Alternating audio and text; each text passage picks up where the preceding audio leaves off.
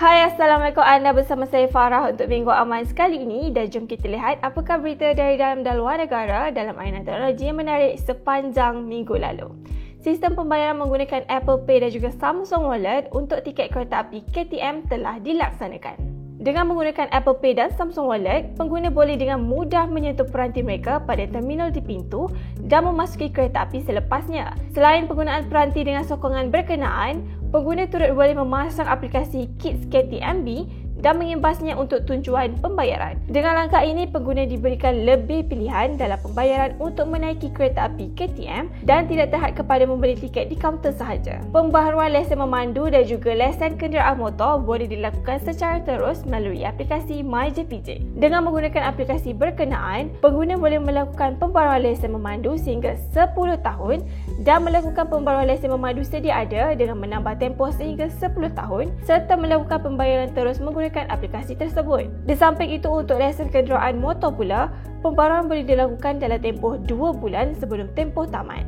Seperti lesen memandu, pembayaran turut boleh dilakukan menggunakan aplikasi sama. Dengan langkah ini, ia sekaligus memudahkan lagi proses pengurusan dan pembayaran lesen terus menggunakan aplikasi MyJPJ. Kajian terkini daripada Charles Darwin University dan RMIT dari Australia kini menyatakan ekstrak ganja cannabis sativa didapati boleh memperlahankan pertumbuhan sel melanoma iaitu kanser kulit sebelum kemudiannya mengakibatkan kematian sel kanser. Ekstrak yang diberi nama PHEC66 diuji di makmal pada sel melanoma manusia. Ia menghalang pembelahan serta pertumbuhan sel kanser melanoma yang perlu untuk ia berkembang. Ini seterusnya menyebabkan sel kanser menjalani proses apoptosis iaitu kematian sel secara berperingkat. Penyelidik turut percaya PHEC66 mempunyai potensi sebagai ejen anti-kanser untuk rawatan pelbagai jenis kanser lain. Delivery Hero merupakan syarikat induk yang memiliki jenama Foodpanda di rantau Asia Tenggara. CEO Delivery Hero menyatakan mereka gembira untuk mengekalkan perniagaan Foodpanda di bawah mereka untuk selamanya. Foodpanda kini telah mencapai titik pulang modal dan tidak lagi memberikan kesan terhadap keuntungan mereka dan mereka tidak mempunyai sebab untuk menjualnya buat masa ini. Sebelum ini, Delivery Hero menyatakan terbuka untuk menjual Foodpanda dan berbincang dengan beberapa pihak. Namun beberapa minggu lepas, ia dilaporkan yang perbincangan menjualnya bersama Grab gagal mencapai kata putus.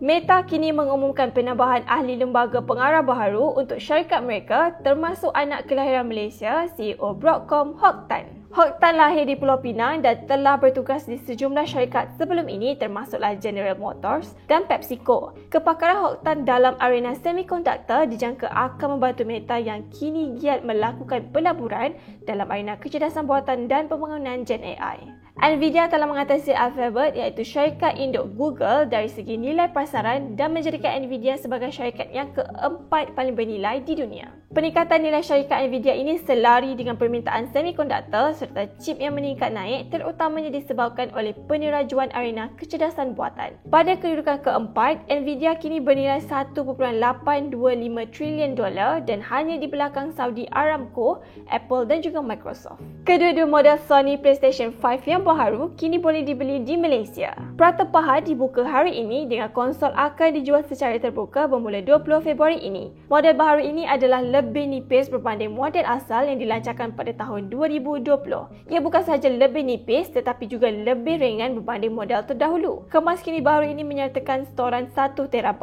dan turut hadir dengan rekaan berisi padu kurang 30% berbanding generasi pertama PS5. AI generatif terkini daripada OpenAI iaitu Sora boleh menjana video realistik beresolusi tinggi sehingga 60 saat. Sora boleh menjana imej dari pelbagai sudut dan gaya dengan hanya memasukkan prompt yang sama seperti yang dimasukkan ke dalam DALL-E 3. Sungguh pun visual yang dihasilkan nampak realistik, Sora masih mempunyai beberapa kekurangan. Contohnya ialah ia masih belum benar-benar mampu melakukan simulasi fizik dan babak-babak yang kompleks. Menyedari bahaya yang mungkin wujud dengan Sora yang kini boleh diakses pengguna, OpenAI sedang berusaha membenamkan maklumat data meta pengesahan kesahihan kandungan C2PA pada setiap video yang dijana. Pada ketika ini, ia hanya disokong pada AI generatif menjana imej DALL-E 3 sahaja. Dubai akan terus menjadi bandar raya prototipe masa hadapan. Seawal tahun hadapan, ia akan mula mempunyai perkhidmatan taksi terbangnya sendiri. Joby Aviation menerima lesen untuk menawarkan perkhidmatan taksi terbang di Dubai bermula 2025 secara eksklusif selama 6 tahun. Taksi eVTOL Joby Aero ini boleh membawa 4 penumpang dan seorang juruterbang. Perjalanan dari DXB menggunakan taksi terbang ke pusat bandar hanya akan mengambil masa 10 minit berbanding 45 minit menggunakan kereta. Joby dipilih walaupun Volocopter ialah syarikat pertama yang melakukan ujian penerbangan di Dubai pada tahun 2017.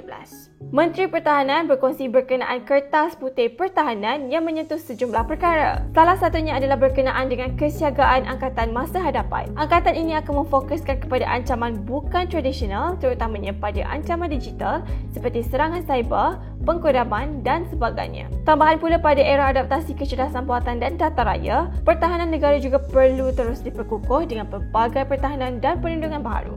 Sekian sahaja untuk berita Minggu Aman sekali ini dan semoga kita berjumpa lagi pada Minggu Aman yang akan datang. Bye!